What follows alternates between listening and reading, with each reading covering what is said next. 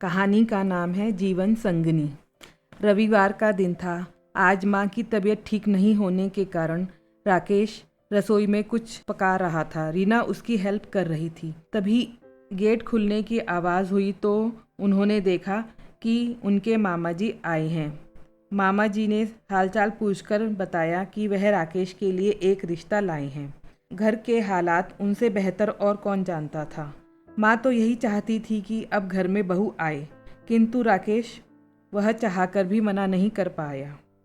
आज राकेश अपनी माँ, बहन और मामा जी के साथ शिव कुमार जी के यहाँ उनकी बेटी को देखने आया था। शिव कुमार जी एक प्राइवेट कंपनी में क्लर्क के पद पर कार्यरत थे। उनकी 3 संतानों में सीमा सबसे बड़ी थी।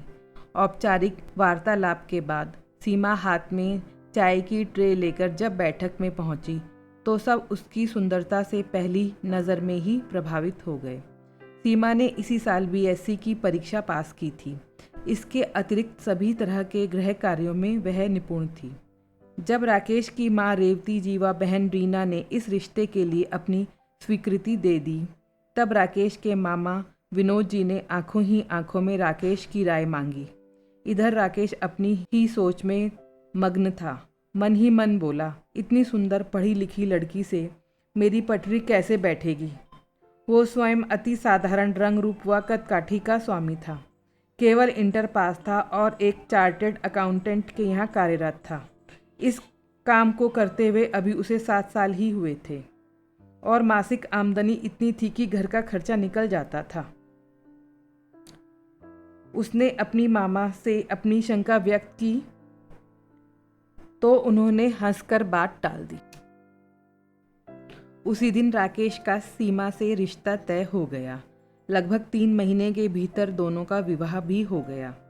राकेश ने पहले ही दिन संकोच भरे स्वर में सीमा से सबसे पहले यही पूछा था कि वो उसे पसंद है कि नहीं, और उसकी आंखों की मौन स्वीकृति ने उसके दिल पर बड़ा भारी बोझ उतार दिया था।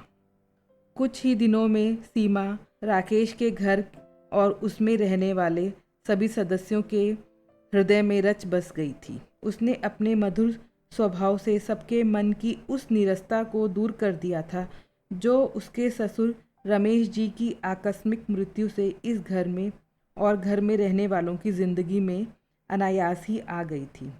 राकेश ने अभी 12वीं की परीक्षा दी ही थी कि एक सड़क दुर्घटना में राकेश जी की मौके पर ही मृत्यु हो गई थी। रेवती जी तो यह खबर सुनकर मानो पत्थर की हो गई। राकेश ने जैसे तैसे माँ और छोटी बहन को संभाला तथा रिश्तेदारों की मदद से उनका अंतिम संस्कार किया।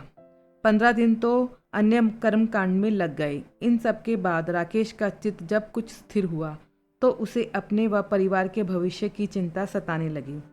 इतना तो वह जानता था कि 2 साल पहले ही किसी तरह से पैसा जोड़कर उसके पिता ने यह 2 कमरों का छोटा सा घर बनाया था। उसके बाद की जमा पूंजी होगी ही कितनी। उनकी प्राइवेट कंपनी ने कोई भी आर्थिक सहायता नहीं दी थी, ना ही उसे अपने लिए वहाँ पर कोई नौकरी की उम्मीद थी। मामा जी के कहने पर उसने उनके एक परिचित सीए के यहाँ अकाउंट्स सीखना प्रारंभ कर दिया और 4 महीने बाद उसके हाथ में थोड़े पैसे भी आने शुरू हो गए। पिता के जाने के बाद माँ ज़्यादातर अस्वस्थ रहने लगी।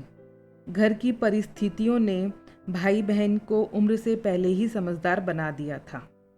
इंटर की परीक्षा राकेश ने 58% अंकों के साथ पास कर ली थी। अब वह नौकरी के साथ प्राइवेट बीकॉम की तैयारी भी करने लगा। प्रथम वर्ष की परीक्षा में उसने ठीक ठाक अंक प्राप्त कर लिए थे, लेकिन दूसरे वर्ष की परीक्षा के पहले पेपर के समय एक रॉन्ग साइड जाती बाइक से टक्कर के कारण उसका एक्सीडेंट हो गया और फिर वह परीक्षा नहीं दे पाया। उसके मन में यही आया कि अभी पता नहीं और क्या क्या परेशानी आनी बाकी है, और दोबारा पढ़ने का हौसला अब उसमें न रहा। इसका एक बड़ा कारण यह भी था कि पहले ग्रेजुएशन 2 साल का था और उसी साल से अब यह डिग्री 3 साल में मिलने लगी थी। फिर तो उसने पढ़ने का ख्याल ही दिमाग से निकाल दिया और अपनी नौकरी पर ही फोकस करने लगा। अब वह काफ़ी कुछ सीखकर अच्छी सैलरी प्राप्त करने लगा था, लेकिन अपनी शैक्षिक योग्यता में कमी हमेशा उसकी तरक्की में कहीं ना कहीं बाधा साबित हो रही थी और वह इसी कारण से सीमा के सामने भी खुद को हीन समझता था।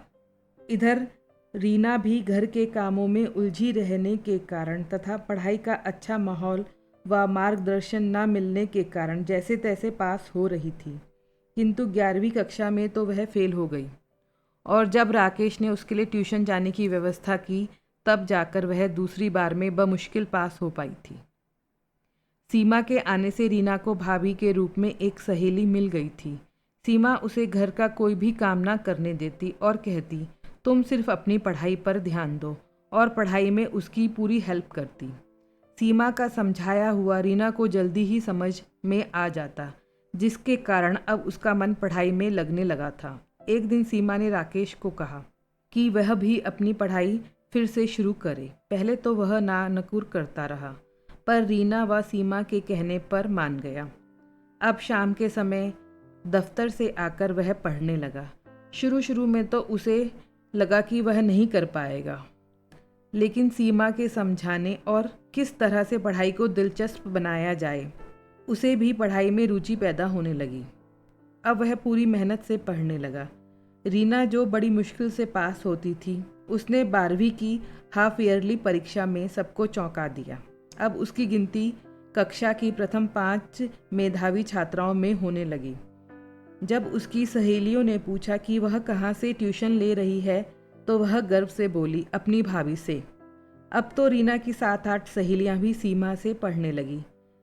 रेवती जी भी ऐसी सुंदर होशियार बहू को पाकर निहाल हो चुकी थी।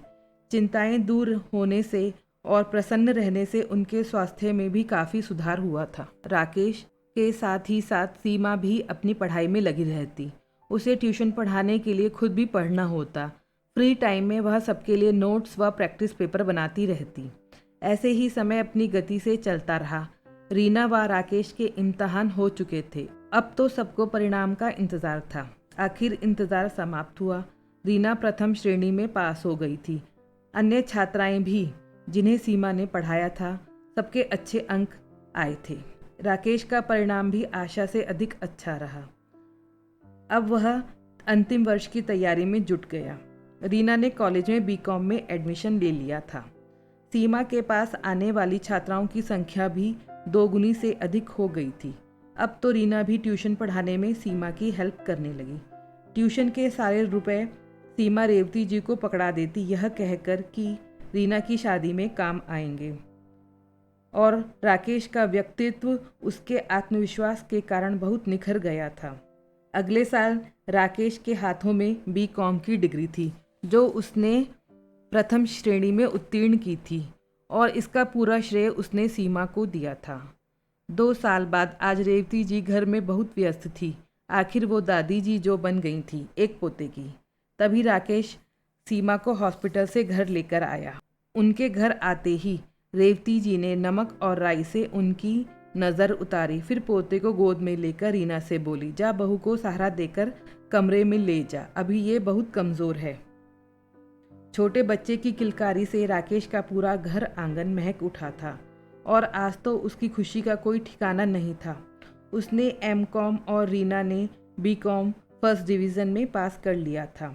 अब राकेश ने अपने दफ्तर के कार्य के साथ ही अलग से प्रैक्टिस भी शुरू कर दी थी, और उसे थोड़ा बहुत काम मिलना भी शुरू हो गया था।